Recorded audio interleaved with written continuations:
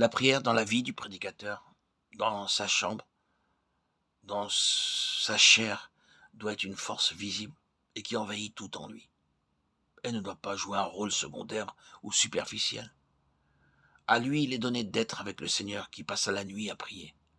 Pour arriver à cela, le pasteur doit regarder à son maître, qui, se levant tandis qu'il était encore nuit, sortit pour prier dans un endroit solitaire. La chambre de travail du prédicateur doit devenir un Bethel, un autel, le lieu d'une vision, une échelle de Jacob, tellement que les pensées qui y prennent vie s'élancent vers le ciel avant de s'adresser à l'homme, afin que le sermon dans chacune de ses parties devienne imprégné de l'atmosphère des cieux, parce que Dieu était présent dans le cabinet du pasteur. La locomotive ne peut bouger si le foyer n'est allumé.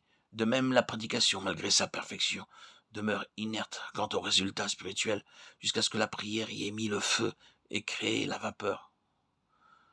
Le sermon, malgré sa finesse et sa perfection, ne vaut rien si l'impulsion puissante de la prière n'est pas en lui, à travers lui et derrière lui. Il faut que le prédicateur, par la prière, fasse pénétrer Dieu dans son sermon, qu'il conduise par la prière Dieu vers l'auditoire, avant qu'il puisse par ses paroles conduire l'auditoire à Dieu. Il doit lui-même avoir eu accès auprès de Dieu, afin d'avoir accès auprès de ses auditeurs. S'il a le chemin ouvert pour arriver à Dieu, le chemin sera ouvert pour atteindre ses auditeurs. Il est utile de répéter à satiété que la prière simple, habitude machinale, routinière, professionnelle, est une chose sans vie.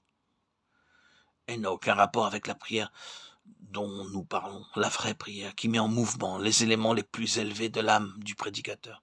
La prière qui vient de la communion avec Christ et du baptême du Saint-Esprit. La prière qui émane des sources de la compassion la plus tendre, qui désire les biens éternels pour l'homme et la gloire de Dieu.